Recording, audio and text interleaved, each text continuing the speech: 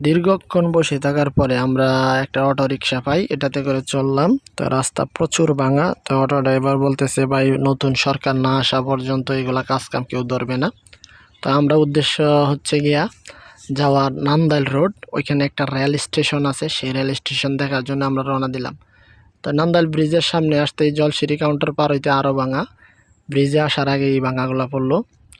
তো কিছুই করার নেই, আমরা যেহেতু রওনা দিছি, অনেক কষ্ট হইতেছে রাস্তা পার হইতে, তবুও আমরা ইনশাল্লাহ ওইখানে যাব। তো আপনারা আমাদের ভিডিওগুলো দেখবেন সবসময়।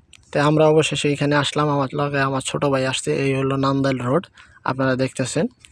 তো আপনারা আমাদের ভিডিওগুলো লাইক, শেয়ার এবং কমেন্ট করে দিবেন।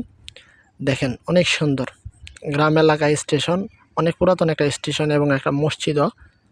তো আমরা অনেক লেট হয়েছি এখানে আসতে, আমরা সঠিক টাইমে আসতে পারিনি গাড়ির কারণে। তো আপনার এখানে অনেকক্ষণ দাঁড়াইলাম, দাঁড়ায় চিন্তা ভাবনা করলাম মাগরিবের নামাজটা শেষ করে তারপরে এখান থেকে আমরা যাবো ইনশাল্লাহ। চারিদিকে নীরবতা, মানুষজন একদম কম। স্টেশনে দুইবার সম্ভবত ট্রেন আসে, একজনকে জিজ্ঞাসা করলাম, ভালোই লাগতেছে। তো আপনাদের কাছে একটাই রিকোয়েস্ট থাকবে, আপনারা আমাদেরকে কমেন্ট করবেন। অনেক সুন্দর দেখেন বিকেলের রোদ। তো আমরা চলে যাবো, তাই চিন্তা ভাবনা করছি মাগরিবের নামাজ পড়ি তারপরে যাবো। সকলে সুস্থ থাকবেন।